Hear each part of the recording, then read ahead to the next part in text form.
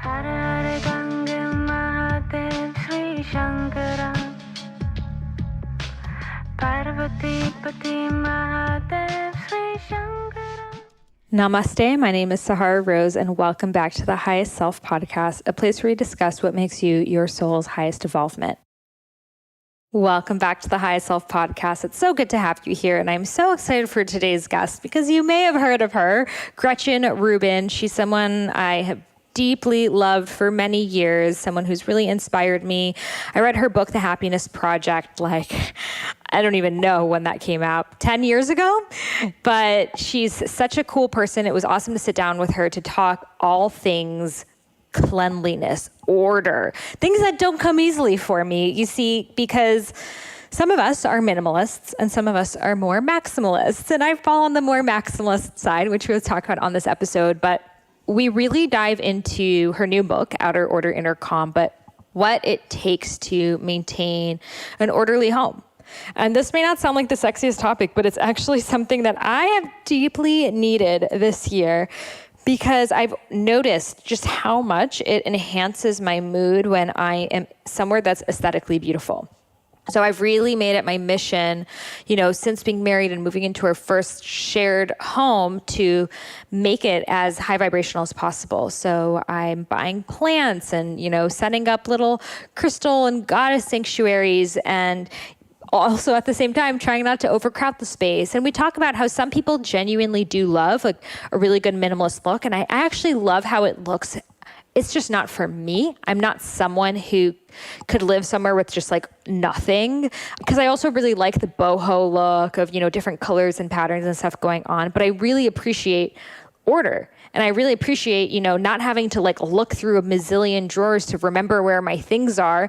And that's what we dive into, just steps that you can take to bring you more order. We also talk about Marie Kondo and how her method is different than Marie's method. Both are great, but I actually really resonate with Gretchen's method as someone who has tried the Marie Kondo method and taken everything and put it in one pile. For me, that felt super overwhelming because then I really hate cleaning. I hate putting things in. I'm just so not that person, which makes sense because in Vedic astrology, I'm a Sagittarius, which is I want to go on the next adventure and do the next thing. Whereas in Western, I'm Capricorn, but I never resonated with Capricorn because of this reason, because I'm so not orderly. So for me to do the Marie Kondo method, it was so overwhelming that I was I just kept running away. And then I had this massive pile of stuff that just kept accumulating, that for me, it's a lot easier to just every single day to just go through the things that are around and just put them in the right place and just to go little by little, step by step. That feels way more sustainable for me. So we talk about how different approaches work for different people. So if you are somewhere that, you want a more beautiful home space, maybe you just move, maybe you want to move things around, just the importance of just moving around your furniture or having something that inspires you. I went to this awesome workshop by these two guys. They're on some show, HGTV show. I don't even know what they're called, but they talked about how every room should have something that is reminding you of your past, present in the moment, and then also inspiring for your future. So that thing of your past could be that old leather chair that you've had since college that reminds you of your first paycheck. And then the thing of the now could be, a picture of your birthday party or your daughter's birthday or your wedding or whatever it is that's happening now. And then something for the future, something you aspire towards. So maybe it's something a little bit out of your budget, but you really love it. Or maybe it's something you really want to change into a more boho look, but you can't quite commit to it yet. So it's that one boho thing you get or the one minimalist thing, etc. So I really liked that. Each room having something of your past, your present, and your future. And it just goes to show that, it's not about changing your style. It's not about going with what's vogue. I think, that minimalist, bare minimal look is really in right now. And I think it really works with certain people. Like Gretchen was saying how it really works with her. But I don't think it's for everyone. But I do think having order works for everyone, because it's just going to make you so much more calm when you know where your things are and you don't have to worry about it, because systems can really help make you feel grounded. And as someone that's really not good at implementing them, when you have them, you're oh my God, how have I not been doing this before? So without further ado, let's welcome Gretchen Ruben to the Highest Self podcast. And before we get started, check out these brands that make Highest Self podcast possible.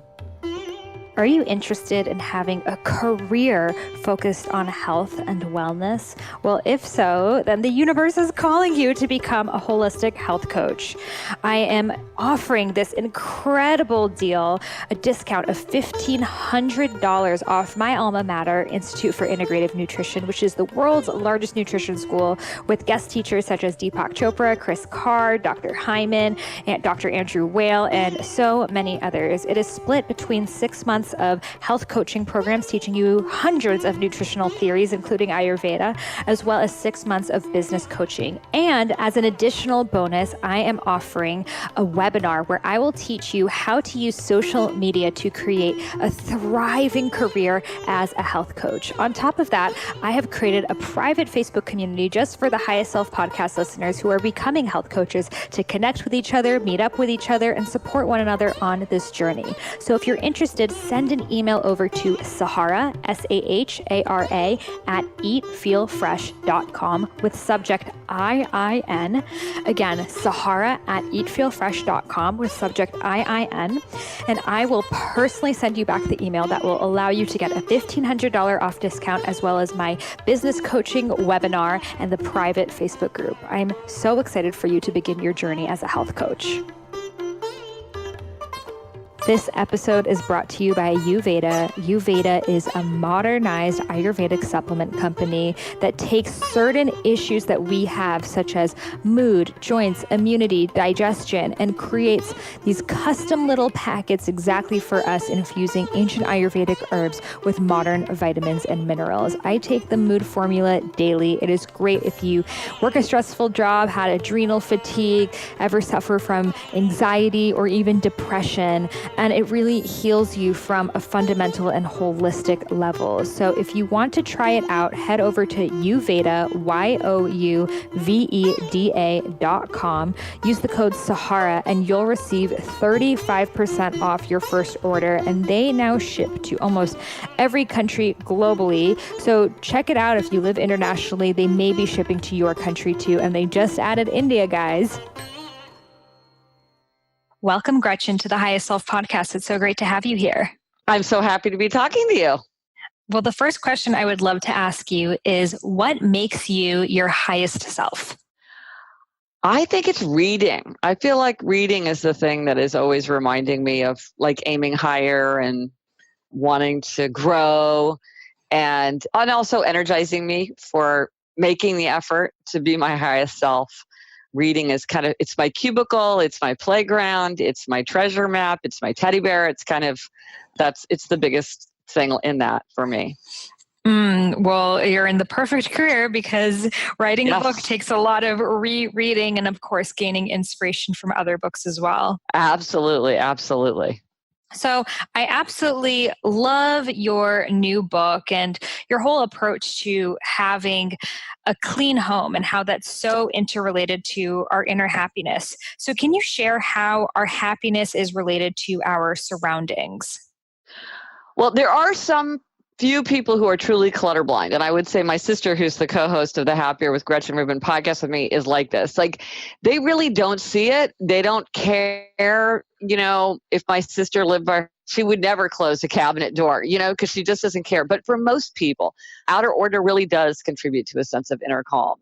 And even for people who are clutter blind, you know, we project our identity into our environments. And so, you know, we tend to surround ourselves with things that remind us of the people and places and activities that we love. We feel like we're making our home or we're making our office. And so when what we see reflected back to us feels right and feels good. I love that. And it's so true. I mean, just looking around my home, every single part of it is something that reminds me of myself. And we do really reflect you go to someone's home, you know everything it is about their character. Well, and I think that's why it feels so good to get rid of junk, because if things are mindfully chosen and they're there for a reason, you might have a lot of things. I mean, there are abundance lovers and simplicity lovers. And simplicity lovers want bare shelves and kind of empty cabinets and a lot of space. And abundance lovers love profusion and choices and collections and a lot going on. But even for someone who's an abundance lover, like having things that aren't meaningful, that serve no purpose. But you're like, I don't even know what that cord goes to, or like, I haven't used that rice cooker in 5 years, or that pair of pants hasn't fit me, since Christmas. When we get rid of those things, then we can engage more deeply with the things that really do mean something to us. And I love how you differentiate that, because I feel like I'm an abundance lover, but I really want to be minimalistic, but it's very hard for me. I appreciate going to a hotel where none of your stuff is there and it's so clean. But in my own home, I don't think I would be able to do that. But why do you want to be a minimalist? Right. I think it's just the idea of it. Maybe it's very, very chic right now, but I think it's the idea of just that openness and the potential for what could be in that space instead of filling it up with things. But if you're filling it up with things that you love, then that's fine. Well, I mean, I think there is beautiful emptiness, and, I certainly love beautiful emptiness, and I love like an empty shelf, like to me, I'm like, oh, it's so exciting. I have a whole empty shelf. But I don't think that it's better. I don't think everyone should try to be minimalist, or like I'm constantly trying to force myself on my friends because I love to clear other people's clutter. It's like the contact high. It's all the fun and the excitement, but without any of the emotional draining that comes when it's your own stuff. So I'm constantly trying to go over to people's friends' houses. And this friend of mine, she had a ton of clothes and she really loves clothes. And she said, she was very apprehensive, and she said, I don't want you to try to get me to get rid of too many things. And I was like, you are not a person who should have a capsule wardrobe of like 15 items. I mean, some people that love that, and it's tremendously freeing. I've heard from so many people who are like, this idea is like the greatest thing that ever happened to me. It's kind of like the hotel. It's like, all we have here are the basics and the essentials, and you just feel good because that's all that's at your disposal, and that feels good for some people. But I'm like, you love clothes. You like a lot of choices. You like seeing a lot of colors and a lot of styles and a lot of options. I can't take that, but I don't think I'm better than you. I think that we're just different. And I feel like abundance lovers bring a lot of beauty into the world and a lot of appreciation for objects and for craft and for mastery. And I mean, I don't think it's better to be minimal. I just think it's better to know yourself, because if you can say this, like, let's say you're sharing a household with somebody, if you can say like, hey, I get that you're an abundance lover and I'm a simplicity lover. So how do we work this out so we both feel good in the kitchen? That's different from saying you have too much stuff. It's like too much according to whom, but nobody wants junk. Nobody wants like, an old stale bottle of spice that's been open for 15 years and that no one would ever use. It's like, okay, nobody wants that. But maybe you want a collection of salt and pepper shakers. I myself would not want to have a collection of salt and pepper shakers, but I think I love to see other people's collection of salt and pepper shakers. So it's just like, know yourself and what works for you and what you want your environment to feel like, and then get rid of everything that you don't need, use, or love, because that's just going to get in your way from engaging with whatever it is that you want there, whether it's like one crystal vase with one rosebud in it, or it's like a profusion of things, as long as they're mindfully chosen. Totally. So do you see that people who are left-brained versus right-brained have, right-brained people are more abundance-oriented, left-brained people are more minimalist? Have you noticed this? No, I have never really thought about it in that way. I'd have to reflect on that. Yeah, it just came up for me. I was just thinking it's sort of like a feminine masculine thing, right? But often those things don't really hold up, because I know I've heard from so many men who are like, my wife is so messy and it's driving me crazy. And I hear from a ton of wives who are like, my husband is so messy, it's driving me crazy. You know what I mean? And then a lot of people are like, oh, I'm creative and that's why I'm so messy. But I'm like, I consider myself quite creative and I'm not messy. In fact, I feel like mess gets in my way and slows me down. And I think a lot of people feel that way. There's a lot of creative people who, they just like want one black pen, their favorite black pen and their favorite pad of paper, and they got nothing else. And then there's other people who have piles of things and they feel like all this unexpected juxtaposition is what makes them creative. So I think a lot of times it just depends on a person getting themselves in the environment that works for them, rather than, well, this is the way these people are. And like, if you're creative, then you're just naturally going to be like this. It's like, well, maybe not. Very, very true. And it does remind me, are you familiar with the Ayurvedic doshas, the mind-body types? Not intimately. Like I've read it briefly, but I don't know that well. No. Yeah, it just reminds me like the pitta, it's very fire and it needs that organization because it's very like, okay, things need to make sense. They need to be clear. Whereas the Vata is very like, I want to see crystals and candles and all of these creative things around me. And then the Kapha is very homely. So they want to see things that remind them of their family and their past. And it would be interesting to correlate the doshas and their home environments too. That's interesting.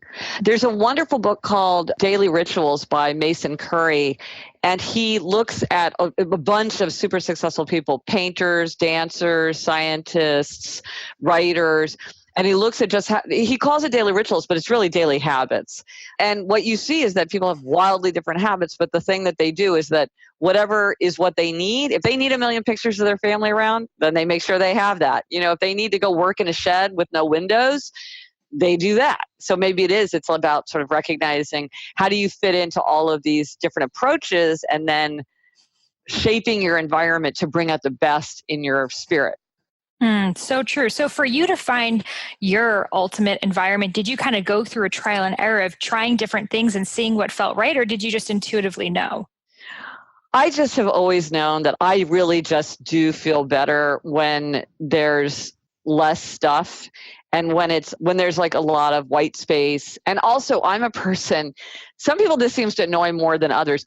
I'm a person who really finds it annoying if I can't find something. Like I really begrudge the minutes that I take like searching for. I was just traveling and I couldn't find I had like a little jewelry bag with my like sets of earrings in it. And I was so annoyed. I'm like, I know exactly where this thing should be and it's not there. And but they say that the average American spends 55 minutes a day looking for misplaced objects. Think if you knew where your keys were all the time, you could read a whole book in like a couple weeks. Yeah. That's a lot of time. And so like for me, to me, outer order is very tied to everything in its place. And like, I want to know everything that's in my apartment and where it is. And to me, that didn't seem that remarkable. Like, do I have a hammer? Yes, I do. But some people have whole closets and under the bed and cabinets and cupboards and drawers. They have no idea what's in there. It's like, I haven't looked in there in 5 years. It's like, well, then it's not doing you any good. So go figure out what's in there. And if you don't want it, like give it away or throw it away or recycle it or whatever is appropriate. But I like that feeling of, do I need AAA batteries? Well, I know exactly where those are. Or, do I need, a copy of our mortgage? I know exactly where that is. Where's the passport? Where's the Band-Aid? So I like that feeling. And that tends to go along with creating order because you have to know where everything goes. Totally. And I think everyone wants to know where their stuff is. And the reason why they don't know is because they haven't prioritized the time that it takes to have designated spots and put things back where you found them. And it's really easy, as you write about in your book, to just have a pile of stuff that's not clean and not dirty that you're just kind of putting there. So we need to put that time in. Well, and it's funny because I have seen this with a lot of people. Like, again, when I go over, I foist myself on them. I go over. There's a certain kind of person who just puts stuff away. They're like, oh, there's space for this. I'm just going to put this here. I'm like, what? I'm like, that's a travel related item. That needs to be with the other, like, that needs to go with your adapters and your passport case. And they're like, well, it just fits right here. I'm like, oh, that, like blew my mind that you would just put something away. Like, it's got to be put away in its place. Like, where does it go? Because then it's much easier to retrace your steps later. Because you're like, even if I can't remember where I put my foreign country adapters, I know where they would go because this is the place where those things go. And so, oh, here it is, even though I have no recollection of putting it here. Or maybe somebody else put it here. That's the ideal situation, right? Because then it means other people can put things away and you can find them, which is itself like enormously satisfying. Yeah, but this idea that everything is known and kind of slotted in is very satisfying. Very much so. And then when you get your kids involved too, so your kids are putting things where they're supposed to be. So it's not like everyone has their own idea of where it should be. So I want to get deep into decluttering. You offer so many incredible tools for us in your book. So what questions should you ask yourself when decluttering? Well, I think, Marie Kondo is very famous for spark joy. And I think that's a great question for a lot of people. I have to say that I myself did not find it that helpful. I felt like there were many things in my house that I wouldn't say that they sparked joy, but they were like little useful objects in their way, but I felt like that was kind of a high bar to have so much emotional reaction to something like my spare set of scissors. Yeah. Yeah. I mean, I'm like, whatever. It's like, it makes me happy that I have something when I need it, but that didn't seem like that's really in the spirit of spark joy. I myself find a more useful test to say, do I need it? Do I use it? Do I love it? Because we have something that we love that we don't really need or use, but we just love it. And I'm like, I think there's room in our homes and our hearts for some things that you just love, even though, like my mother gave me these vintage paper hats that are just like, they're just gorgeous. What am I going to do with them? I don't know, but I just love them. And I just love looking at them. They're put away. But when I see them, I'm like, oh gosh, I love those things. I want to keep them. And then there's things that you use. And so the pair of scissors, that's just like an ordinary pair of scissors, or, just these things, the ice scraper. It's like, yeah, I need an ice scraper. I don't really want to have one particularly, but it's good to have one. And then there's things that you need. And I think need is like, sometimes people try to set a time limit. Like if you haven't used something in a year, you should get rid of it. But I think that's a little bit unrealistic, because I think there are things that maybe we don't, but it's good to have them. Like, let's say you don't often go skiing, but you have a set of ski clothes, or just like long underwear. Maybe you live in a place where you don't often need long underwear, but then every once in a while you're going to find yourself in a place that's cold. That's just something that happens to people in their lives. All of a sudden they're in a completely different, temperature zone. And then you're like, wow, I haven't worn my long underwear in 4 years, as it turns out, but here it is. It's like, I don't think you need to get, or, really fancy clothes. Maybe you don't often need a really fancy cocktail dress because the life you lead isn't, but you could imagine like, well, I could see that I might get a new job and they'd have a fancy office party. So yeah, maybe I'll just, I can use this. But if you don't need it, use it or love it, we're just recent. I'm still, you would think by now I would have run out of all of these things. So I just 2 weeks ago, I found this, it was at a top shelf. So it was out of the way, but I could still see that we had this enormous metal mixing bowl. And I thought to myself, well, it's really good to have a really big mixing bowl. That could really come in handy. But then I was like, okay, the reality check here is that I think we've had that thing for maybe 10, 15 years and we've never used it. So how handy can it be? It's never been used. So let's get rid of this because we don't need it. We don't use it. We don't love it. It's just there because we somehow acquired it. I don't even know why we have it. I don't even remember getting it. So that's the question I think is helpful. Do I need it? Do I use it? Do I love it?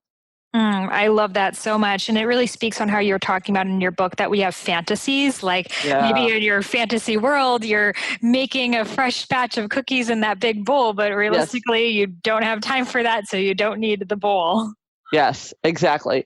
Yeah, the fantasy self is those possessions can be very painful to let go of because it does mean that you're letting go of the fantasy, but it's also tremendously energizing and a big relief because often those things kind of weigh on our minds because we're not using them.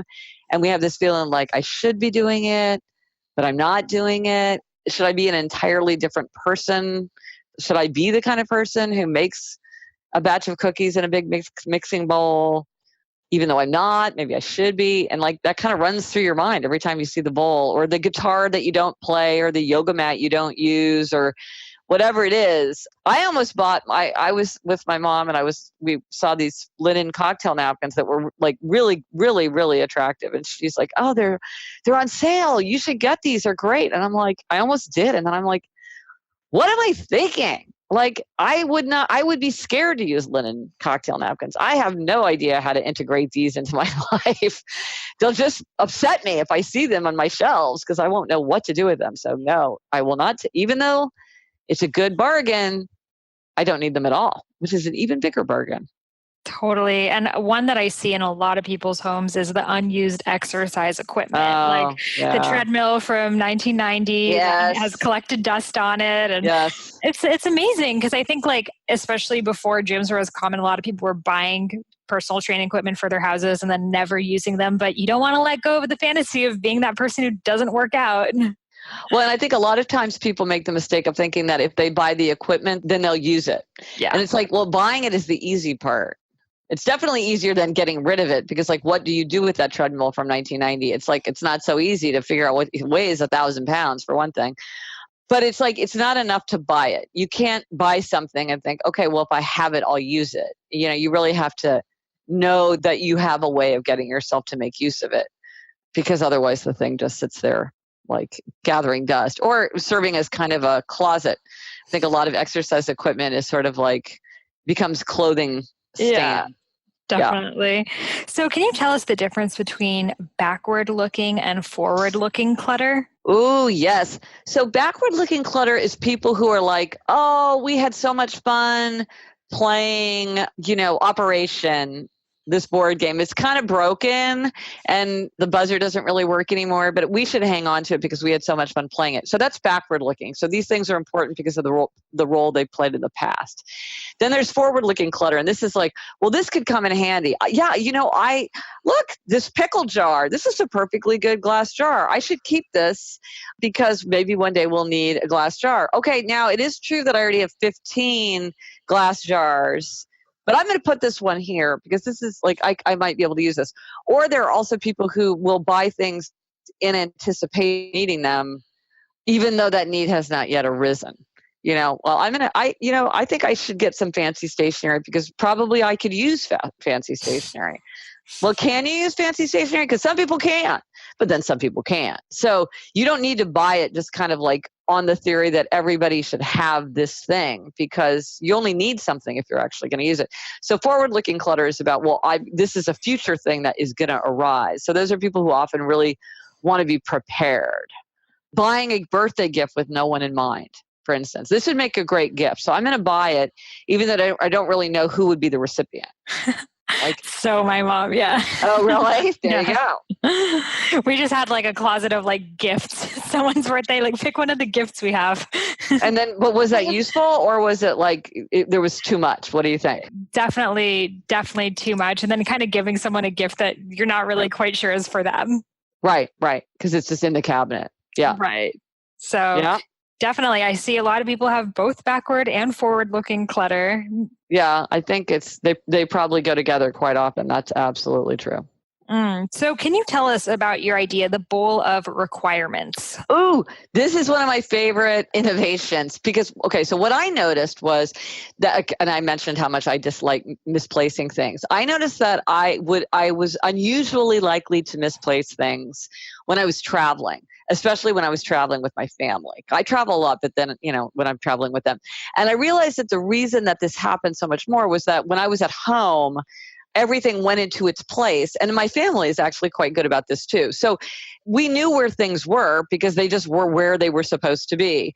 And there wasn't that much stuff to keep track of. But then when we were traveling, a lot of times there's things that do need to be tracked and they're kind of out of their usual routine, their little, inanimate object routine. So things like your AirPods or sunglasses or hotel keys or a hotel map or something like sunscreen that you're using a lot. And this stuff would just sort of get lost and you'd spend a lot of time. And there was this one day where my husband put the hotel key on a windowsill. Well, and then it was like, you don't look on a windowsill for a hotel key. And it was like lay flat. It was like perfect, camouflage. I was like, okay, we got to find a better way for this. So whenever I travel, especially when I'm with other people, I find a bowl or a tray. And usually in a hotel room, you can come up with something. And then everything that's important goes there. Anything you might require goes into the bowl. The sunglasses, the hotel key, all that stuff goes into the bowl. And also important, if you see that someone has put something down that should be in the bowl of requirement, you put it in the bowl of requirement if you notice that. Because a lot of times I would find myself sort of thinking kind of in the back of my mind, like, that's kind of a weird place for the sunscreen to be, like I wouldn't have thought to look at the side of the bathtub. But then I kind of go on and then I'm like, gosh, where did I see that sunscreen? It was someplace that it shouldn't have been, but I can't remember where. And then that's just very annoying. But if I'm always like, oh, this doesn't belong in the bathroom, this should be in the bowl of requirement. And people just start dumping, loose change, a wallet. They just start dumping their stuff in there and it makes it so much more relaxing to travel. I love that so much. Having it in your house, having it when you travel, like everywhere you go. My mom always carries like a fanny pack with her and I make fun of her, but it's sort of like a little portable bag of requirements. Yes. She has her stuff on her. All the time. Yeah. Okay, real talk. The product I'm about to tell you about is literally the best thing I've ever put into my mouth. And that is saying a lot.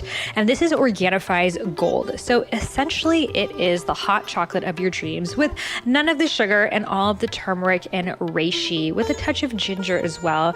It is delicious on its own, just with water. When I was on my Panchakarma and I couldn't have any sugar or chocolate, anything like that, I brought my Organifi Gold with me. Panchakarma approved, and all I needed was hot water, and it was the perfect, just sweet, soothing, desserty taste that I so deeply crave after meals. And it makes me feel so calm, so restorative. It is my optimal nighttime tonic. And literally, I've gotten all my friends on it, and I'm pinching myself that they are my podcast sponsors, because even if they weren't, I would still be telling everyone about it. So head over to Organifi.com and use coupon code Sahara for 20% off. That is Organifi, ORGANIFI.com. Use coupon code Sahara for 20% off your gold. If you're listening to this podcast, I don't even need to tell you how good turmeric is for you, but I am going to tell you how you can take your turmeric game up a notch. So I've been drinking Vadam Tea's new turmeric line, and they have these 4 teas that I've been rotating on a daily basis, which I want to share with you. We're about to get a little Ayurvedic nerdy right now. So in the morning, I'll have the turmeric spice tea, which is really good for the digestive system, getting things stimulated, waking up the Agni. After lunch, I'll have the turmeric ginger tea, which is really good for digestion and enhances pitta, which is highest in the middle of the day. At night, I'll have the turmeric ashwagandha tea, which relieves stress, just gets my body ready to sleep. And then right before I sleep, I'll have the turmeric moringa tea, which acts as a natural laxative, because you gotta detoxify. So I love these 4 teas together, and they actually come in the new turmeric line that Vadam is offering. So head over to vadamteas.com, VAHDAM teas.com, and use coupon code Sahara for 20% off. Again, that's vadamteas.com with coupon code Sahara for 20% off.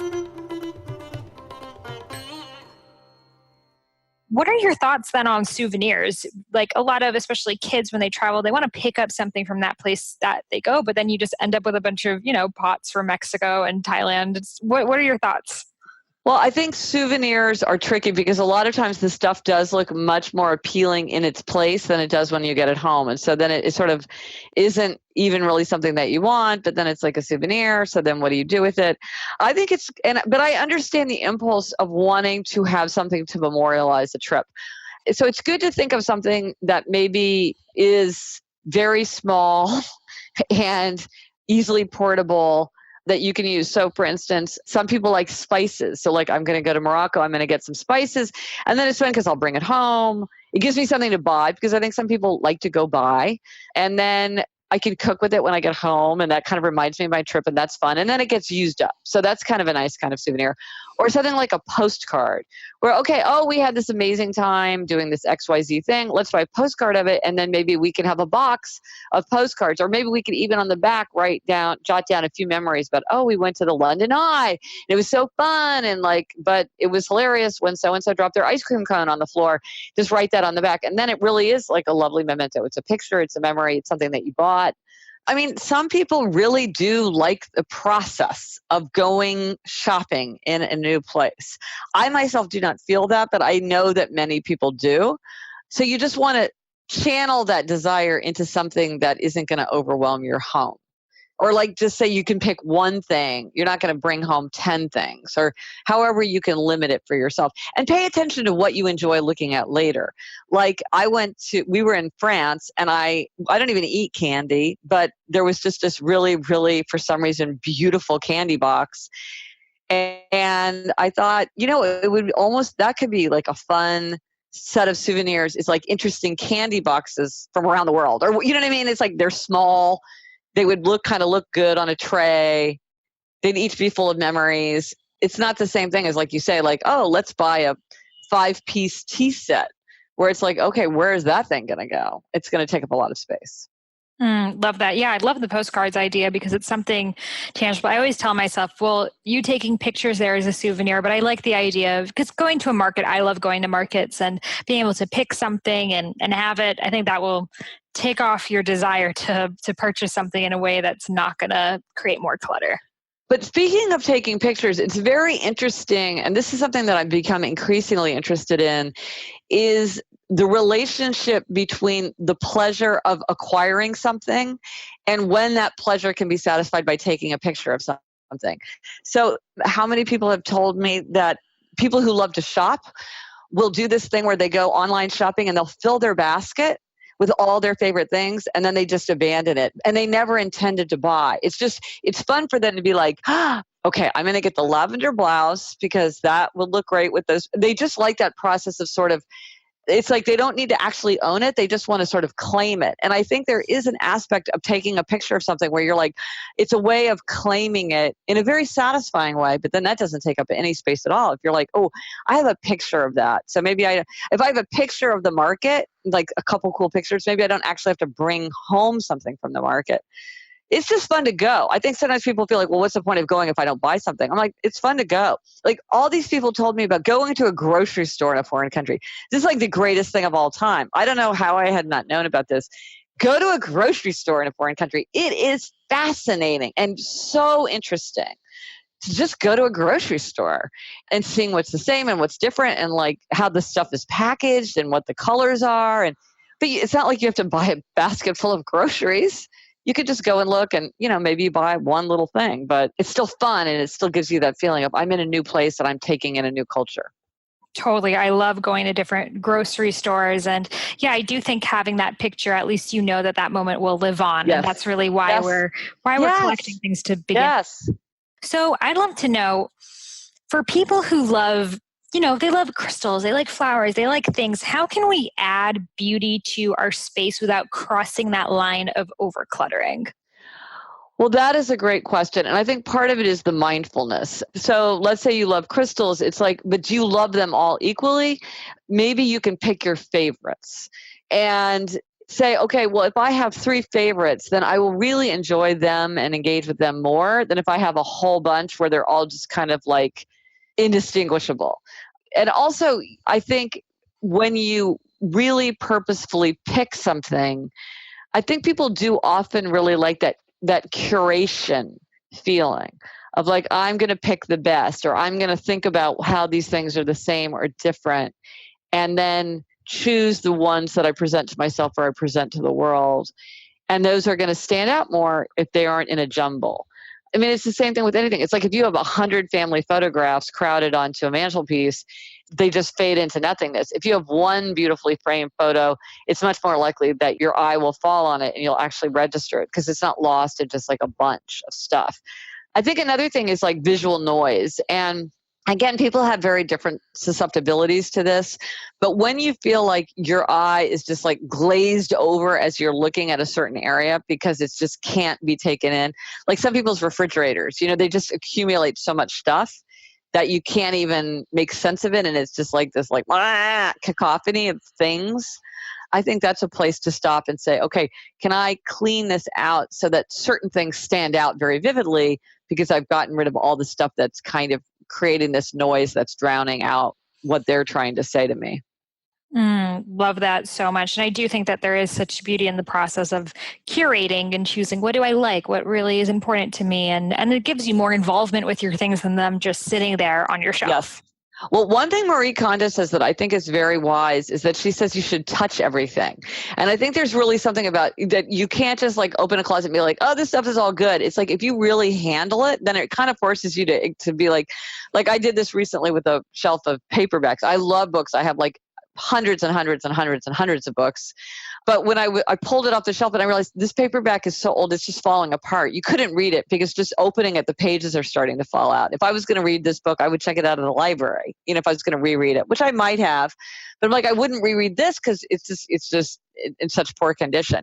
So I can get rid of that. I can't even give it away. It's just recycling. It's just paper now. And so I do think that, and I think you're exactly right, that is that moment of engagement. And then that makes it easier to like either love it or then get rid of it some way. Love that. So what advice do you have if your partner is maybe a minimalist and you're a maximalist? How can you live in the same house? That is a great question. Okay, so this sounds very improbable, but stay with me because over and over that I've seen that it's true. If you feel, I'm thinking about the person who wants things to be more orderly, or are you talking about the person who doesn't care about order as much? Both. Okay. Well, if you're the person who craves order, because usually those are the people that are complaining the most, like they feel like there's too much stuff, it's too messy, I can't find anything, here's the weird thing. If you truly with your own things that are within your own control, like, your desk, your closet, everything you can truly control on your own, do you really have outer order in your own things? Because very often what I find is that people are like, you know what, you're messy, you're messy, you're messy, you're messy. But then I take a look around and I'm like, you're messy. I don't understand why you think you're the neat one, because nothing here suggests to me that you're particularly neat. And part of this is because our own clutter feels natural to us. Like, well, of course it makes sense that I've left this, needlepoint project out half finished for 2 months, because at any point I might pick up that needlepoint. I mean, that makes sense. But the crumbs on the counter that you just made, okay, that's driving me crazy. It's like, okay, well, the crumbs have been on there for like 15 minutes. I don't understand why I'm the messy one and you're the neat one. And I just went through this with a friend of mine who was complaining. His wife is so messy. She's so messy. She's so messy. And he was saying like, oh, she's mad at me because there are these tasks I'm supposed to do. And I sit down at the kitchen table to do them, but then I have to spend 45 minutes cleaning up the kitchen before I can focus because I can't stand things being messy. And I said, well, maybe we could find someplace in your house, like there's a desk where you could sit or something like that. And he said, oh, well, I have an office. I was like, well, why aren't you sitting in your office to do your work? Do you want to be in the middle of everything? Some people are very social and they want to be in the middle of everything when they're kind of doing their work. He said, no, it's not that. I don't need anybody to be around me. I'm like, well, then why aren't you being in your office? Well, what was his answer? It was too messy. His office was too messy. He's like, I can't concentrate in there. It's so messy. I'm like, well, my friend, you don't have to dunk on your wife. Clean up your own office. And then when you need a calm, clear place to work, you can work in a room that has literally been set aside for you. It's totally within your control. So I got him totally fired up with it. I am kind of a happiness bully. That's why on the Happier with Gretchen Ruben podcast, my sister calls me a happiness bully. And he spent 5 hours cleaning up his office. And he had 4 giant trash bags of stuff that he got rid of and moved around his house, And he said, oh, but the one thing that's a problem is my coats. I'm always throwing my coat on the floor. And I said, well, why didn't you hang it up in the coat closet? He said, well, my wife needs the whole thing. And I said, well, how big is it? And it turned out that it wasn't that big a coat closet. So, women have a fair number of coats. So I was like, okay. I'm like, well, where are you supposed to put your coat? He goes, up in our bedroom. And I was like, okay, I don't think it's that realistic that someone is going to actually keep their daily coat hung up on a second floor closet. And I'm like, is there no other closet? Or maybe you could put a hook in the garage, or like, what is this? Like, he lives in the suburbs, so I didn't exactly know what his house was like. He goes, oh, well, we have a mudroom. And I said, why didn't you hang up your coat in the mudroom? And he said, because it's too messy. I'm like, why didn't you clean out the mudroom? I mean, but again, his whole posture was, my wife is really messy. But actually, he hadn't really done anything to contribute to even in his own space or like in a shared space like a mudroom, to really clear clutter. So I think sometimes it really can bring you a lot more peace when you get rid of the things that you can control, because sometimes you can't get, like, somebody's like, oh my gosh, I got my giant salt and pepper collection. I'm not going to get rid of this ever. But if everything else is that you can control is more tidy, then a lot of times your tolerance for that abundance is very much expanded, because all that other stuff that you can't need, use, or love is out of the way. And so the abundance, it doesn't cause you that feeling, because you're looking at the salt and pepper shakers and you're like, that's my problem. But actually it's the mudroom that's the problem, or it's like the fact that you can't close your t-shirt drawer that's giving you that feeling of kind of oppression and overwhelm. Totally. And I think it's easy that when you see someone else being messy, you think, well, what good is it for me to clean, because the other person's going to mess it up anyway. So you just give up. Yes. But here's another thing, though, that I think is just kind of a fact of human nature. So my husband and I are very much the same, which I did not appreciate until I wrote this book, how kind of unusual that is. It's pretty unusual in a couple that both people have the same tidiness level. Usually one is very different from the other, and that's often a source of conflict. But if you are the kind of self-declared neat one, I think you have to acknowledge that the person who is on the messier scale is probably not the person who is going to either have the inclination or really the ability to do things like, let's pull out all the plastic containers from the cabinet and like really take a look at them and get rid of the ones that are warped or that don't have a lid or that are just so nasty no one will ever put food in them again. Let's get rid of those, and then let's order these by size and let's stack up the lids. And now it takes up, a tenth of the space that it did. if you're the quote neat one, I think you have to say, I probably am going to have to take the lead on that kind of thing. Or like my friend again that I'm talking. I love this guy. I don't know why I'm like holding him up as a bad example because he's a lovely guy. But he was like, oh, another reason my wife is so messy. My kids, they never put anything away. My daughter has 50 stuffed animals and she only plays with 2. I'm like, okay, well, why aren't you the one? You're the neat one. You tell me. Why aren't you the one sitting down with your daughter and saying, hey, honey, I don't think you play with all these stuffed animals. Maybe we could put them. A lot of times children, we have this idea that children won't give up any of their toys. And that's true of some children, but many children are they like going through their things. They like organizing them. They engage with them more. And a lot of times they're not reluctant to let go of something, especially since children like to get older. So they're like, I don't want to play with this My Little Pony because now I'm like big. I'm like 7 years old, And so a lot of times it's easier than you think. But again, I'm like, you say everybody else is messy, but what have you done to deal with the 50 stuffed animals other than just kind of cross your arms and complain? If you're the neat one, and I think he's right that he's the neat one and his wife really is messier, that's just not the way she thinks. It's never going to be a priority for her. She wouldn't it's not the way she approaches the world. It is the way he approaches the world. So I think it's like if it's bugging you, you kind of have to, that's not the one who's going to sit down with the stuffed animals. It's kind of on me if it's bugging me. And I think, it's a lot of times you get a lot of energy and a lot of satisfaction out of doing that. And so I just say focus on how great it feels and kind of take the lead on that sort of task. Even with my husband, who's pretty tidy, as I say, like he doesn't go through his closet unless I say, hey, let's go through your closet. Then he'll do it. But it just doesn't occur to him unless I kind of nudge him in that direction. I love that so much. And it is really important to take the lead. So do you think that we are born, can we project our own cleanliness style on our children? Like that kid with 50 stuffed animals, is it right to take away from them?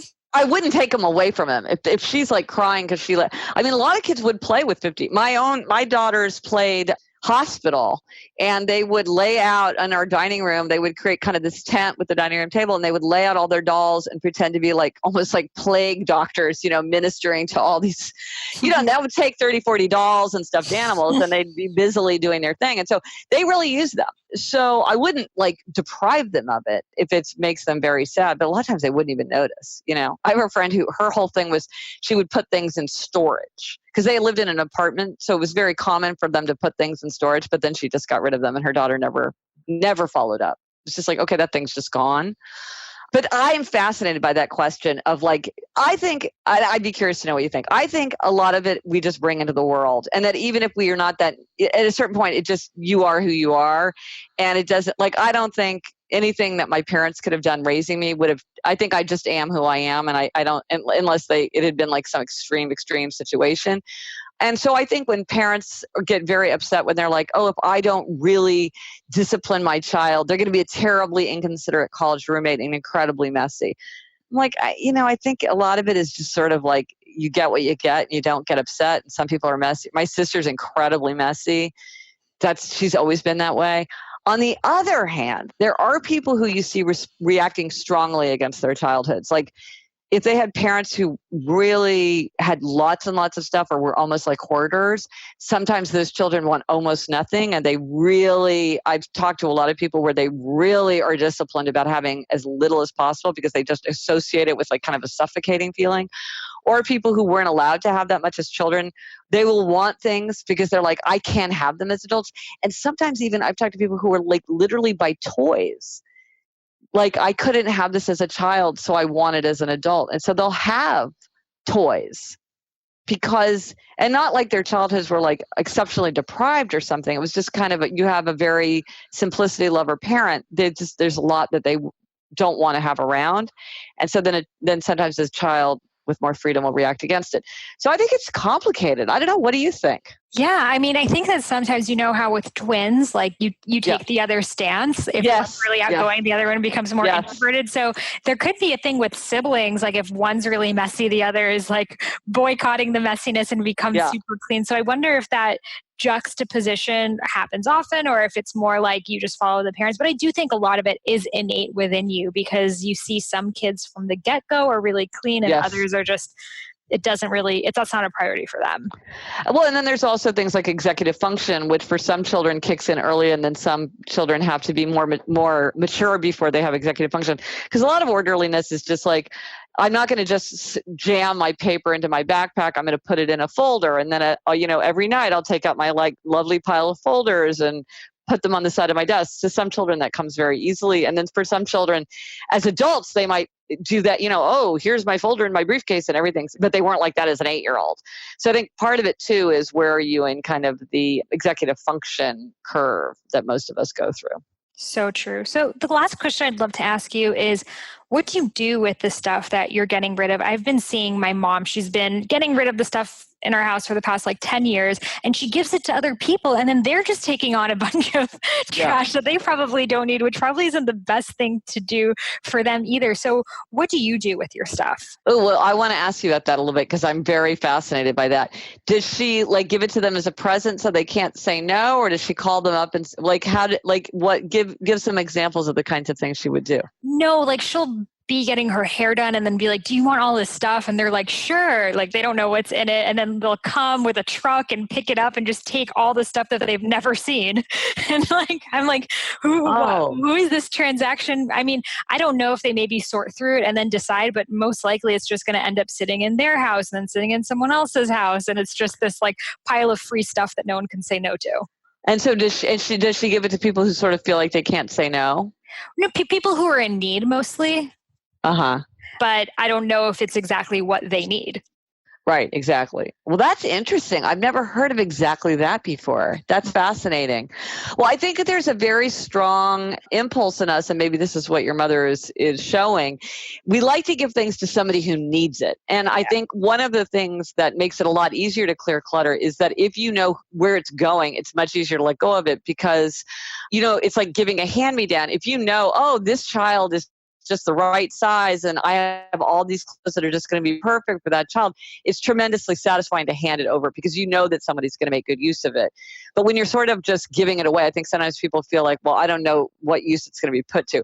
In my own life, something that happened within the last year that's the greatest thing of all time is Housing Works, which is a thrift shop here, and it's in New York City. I don't know if they have it across the country. Opened up one block, not even a block from my house. Right around the corner from my house, right around the corner. And they accept books, which all thrift stores do not do, but Housing Works kind of specializes in books. So this is the greatest thing of all time because I can just little by little get rid of things. It's not like I have to have a whole truckload because it's just there. So it could just be this drip, drip, drip. But I think you do want to figure out where it's going. And that can be challenging because a lot of places won't take toys. I remember when we did a huge clutter clearing when my younger daughter sort of aged out of kind of the whole Fisher-Price kind of time. And what we found was that a women's shelter would take those things. And so we drove over a whole thing. And I tell you, we were still unloading the car and mothers were coming running to grab the good stuff for their kids at this women's shelter. And I mean, how could I begrudge the Fisher-Price farmhouse when I think, oh my gosh, how excited this mother is to have this Fisher-Price farmhouse for her child. Why would I leave it on a shelf in my house where no one's going to play with it, And so that you see how that connection really does make people eager to give things away.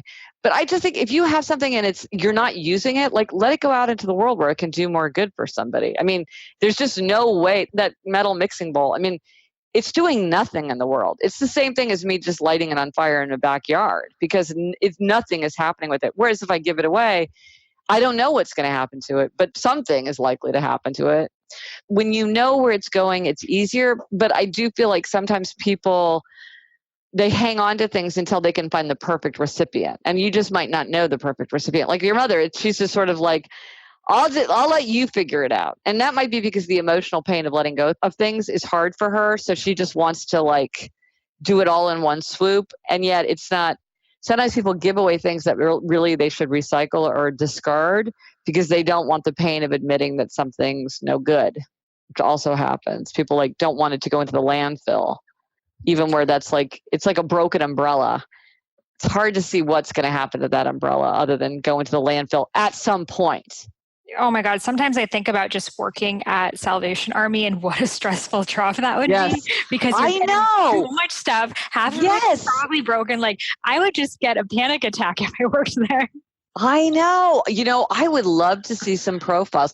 I bet you could also write a really interesting article comparing what stuff is at which ones, like across the country, like the balance of stuff and what they give away. And I mean, I bet there's I bet you could get a lot of interesting insights into communities by, like, this community has tons of, I don't know, cookie cutters. Yeah, like Christmas decorations. Yeah. And then this other one, like, I remember somebody I know who's very, very thrifty was telling me that she went to this thrift store in Westchester, which is like a suburb of New York City. And she said, oh, well, but I couldn't shop there because everything was a size 2 or a size 4. And I thought, well, that's interesting.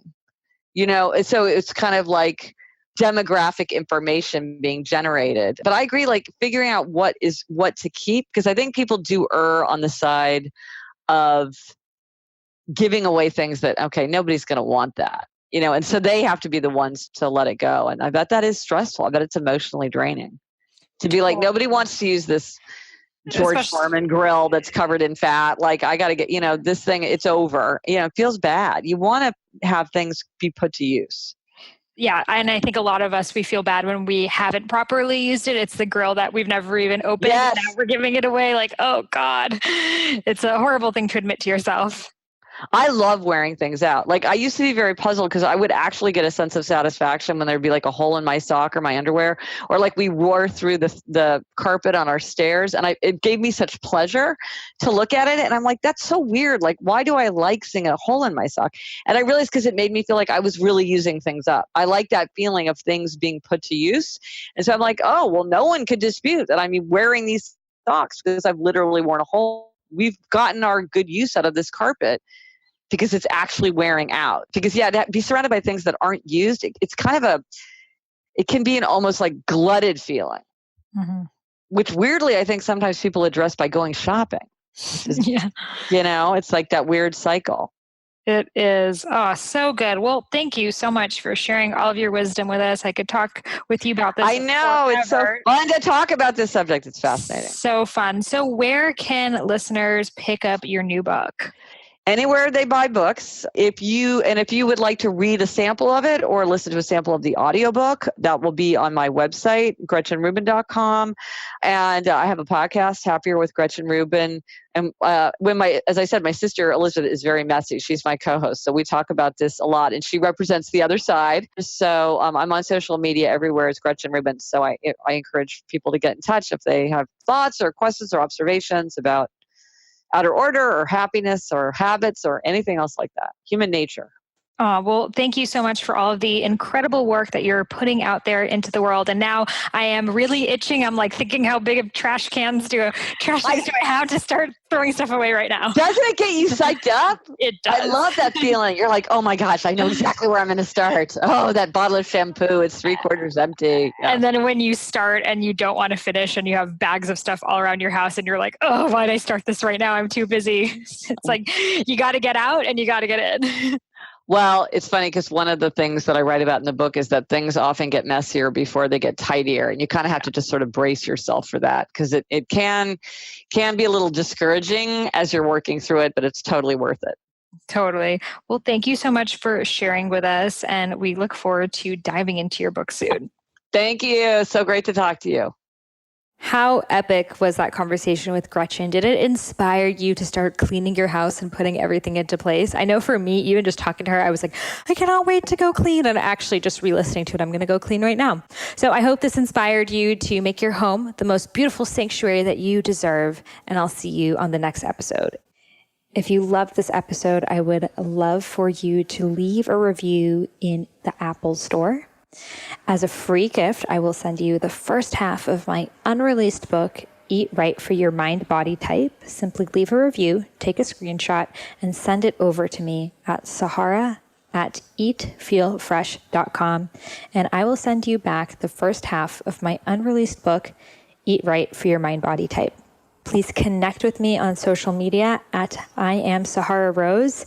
I share lots of poetry, wisdom, downloads, and all that good stuff. So I'm so looking forward to connecting with you and for all of us living our ultimate versions of success so we can become our highest selves.